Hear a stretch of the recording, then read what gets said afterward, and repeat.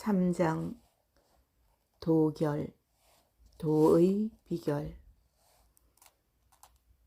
1. 천지부모 내자는 글자는 비록 다르지만 생명을 낳고 기르는 그 역할에 있어서는 하나로 하늘과 같습니다.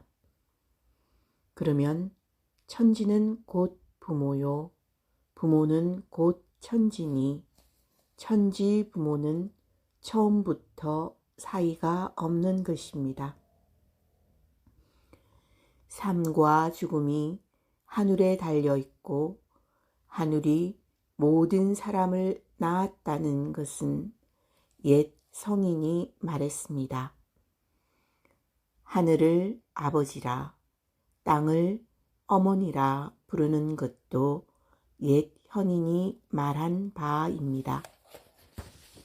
2.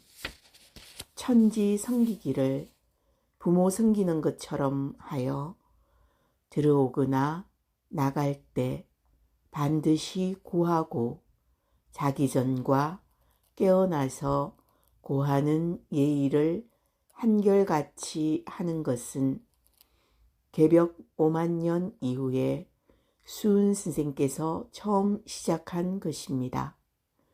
당연히 그런 이치가 있으므로 선생께서 그러한 도를 만들어 사람으로 하여금 이 덕을 알게 하고 이 도를 닦게 하는 것입니다. 3. 근래에 와서 사람들이 윤리를 업신여겨 정녕 부모가 나를 낳아 길러주신 것을 알면서도 등한히 하고 소홀히 하여 효도하는 자가 매우 적습니다. 하물며 형상이 없어서 그 자치가 작고 미묘하여 헤아리기 어려운 천지 부모를 그 이치를 알아 경외하여 효성으로 봉양할 사람이 누가 있을까요? 4. 무릇 어리석은 세상 사람은 보이는 데는 강하고 보이지 않는 것은 소홀히 합니다. 이치상 그것이 당연하긴 합니다. 심히 꾸짖어도 모자라겠지만 도가 이미 창시되었으니 가르쳐 인도해야지 어떻게 깨닫지 못했다고 전년 돌보지 않고 포기하여 내버려 두겠습니까? 5. 그러므로 생각을 거듭하여 천박함을 무릅쓰고 함께 토론하며 이끌어 깨우쳐 줍니다. 마음을 다해 수행하여 무형한 하늘의 근본을 찾아 통달하고 그 근원을 밝히면 문득 갓난아기의 순수한 마음을 회복하고 확실히 천지의 이치를 분별하게 됩니다. 그러면 성인의 밝은 경지에 이르지 못함을 근심하지 않게 될 것입니다. 6. 이 몸은 모두 천지 부모가 주신 것이고 나의 사사로운 소유물이 아닙니다. 내 것이 아닌데 어떻게 함부로 하겠습니까? 그러나 지금 세상 사람은 다만 부모가 기운과 피를 주어 태어난 이치만 말하고 천지의 주화로서 삶의 이치가 부여되고 하늘 기운으로 몸을 이루는 근본을 알지 못합니다. 혹은 이치와 기운으로 잉태하는 수를 말하기도 하지만 태어난 후에 하늘이 품고 땅이 길러주는 자연한 이치와 기운 가운데서 자라나고 있음을 전년 알지 못하니 탄식할 일입니다. 7. 돌아다니고 한 곳에 머물며 앉고 눕는 일상의 모든 행과 말하고 침묵하고 움직이고 고요한 어느 것이나 하눌림 조화의 자치 아님이 없습니다. 하지만 하늘의 이치를 말하거나 하늘의 덕이라고 말하면서도 전혀 하늘에 대한 효도와 공경함이 없고 하나도 받들어 섬기지 않습니다.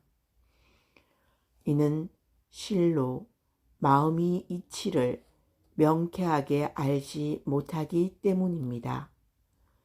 부모가 나를 낳고 나를 기르지만 자연히 성장하는 것은 천지의 조화요 하늘님이 나를 나게 하고 성장하게 하나 천명을 받아서 가르치고 기르는 것은 부모의 언덕입니다. 그런즉 천지가 아니면 내가 조화롭게 생겨나지 못하고 부모가 아니면 나를 길러 자라게 하지 못할 것입니다. 이러므로 천지 부모가 낳고 키우는 언해는 조금도 틈이 없이 같은 것입니다. 8. 천지 부모는 이미 부모라는 이름이 있고 또한 부모의 언덕이 있습니다. 그러므로 부모에게 효도하듯 천지를 받들어 섬기고 공경하며 복양하는 것이 마땅하며 옳지 않을까요?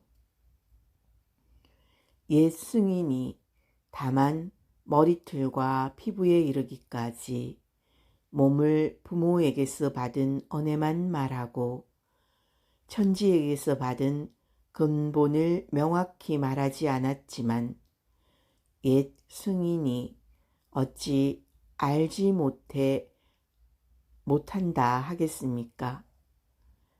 때에는 그 때가 있고 운에는 그 운이 있어서 먼저 미래의 도를 이야기하지 못한 것일 뿐입니다. 9. 하늘님은 엄양오행의 이치로 모든 사람을 화해나게 하고 오곡으로 기릅니다. 사람은 오행의 가장 빼어난 기운이요 곡식도 또한 오행의 어떤가는 기운이니 사람이 곡식을 먹는 것은 오행의 어떤가는 기운으로서 오행의 빼어난 기운을 기르는 것입니다.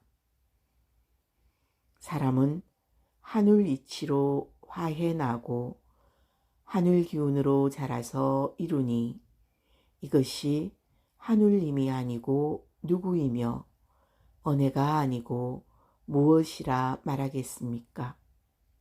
그렇기 때문에 우리 스승님께서 5만 년 이어질 무극 대운을 받아 덕을 천하에 펴서 사람들로 하여금 이 도를 행하여 이 덕을 알게 하는 것은 다만 이 한 가지 뿐입니다. 10. 우리 스승님이 가르치신 대도의 어떤 가르침은 첫째, 천지 섬기기를 부모 섬기는 것과 같이 하는 도입니다. 둘째, 식구는 살아계신 부모에게 효도하듯이 하늘님께 고하여 복양하는 이치입니다. 그러므로 음식을 준비하는 집안 사람의 수도를 힘써야 하지 않겠습니까? 식구의 이치를 알면 도통이 그 가운데 있다는 것이 이것입니다. 11. 지금 사람들은 그런 이치를 몰라서 스승님의 도를 배반하고 하늘님의 마음을 어기고 하늘님의 이치를 업신여기면서 말로는 도를 닦는다고 합니다. 그러니 천우 신조는 말할 것도 없고 오히려 하늘님이 내리는 꾸지람을 받을 것이 불보듯 분명합니다. 이제 우리 도를 함께하는 사람들은 이미 천지 부모를 길이 모시는 도를 받았습니다. 하지만 처음에는 하늘님을 부모 모시는 도로서 효도하고 공경하다가 나중에 보통 길 가는 사람 대하듯 하면 그 부모의 마음이 어찌 편할 수 있겠습니까? 그 자식 또한 어버이를 배반하고 어버이를 잊어버리고 어디인들 편히 가겠습니까? 12. 어떤 사람도 하늘님이 간섭하지 않으면 고요한 한 물건 덩어리나 다름없으니 이것을 죽었다고 하는 것이요. 하늘님이 항상 간섭하면 지혜로운 한 영물이니 이것을 살았다고 말하는 것입니다. 사람이 움직이고 머무는 모든 것이 어찌 하늘님이 시키는 바가 아니겠습니까? 부지런히 힘써 행하면 하늘이 감동하고 땅이 응하여 만사에 통하게 되는 것은 하늘님 언덕이 아니고 무엇인가요? 잘 생각하고 자세히 살피소서. 부부는 곧 천지입니다. 집안의 하늘과 땅이 불화하면 하늘님이 싫어하십니다. 싫어하면 화를 주고 기뻐하면 복을 내릴 것이니 집안이 화순한 곳이 되도록 더욱 힘써야 하지 않겠습니까? 말이 여기까지 미치니 크게 두렵고 또 두렵습니다. 경계하고 삼가서 함께 대운의 터전을 이루도록 엎드려 삼가 빌고 또 비나이다.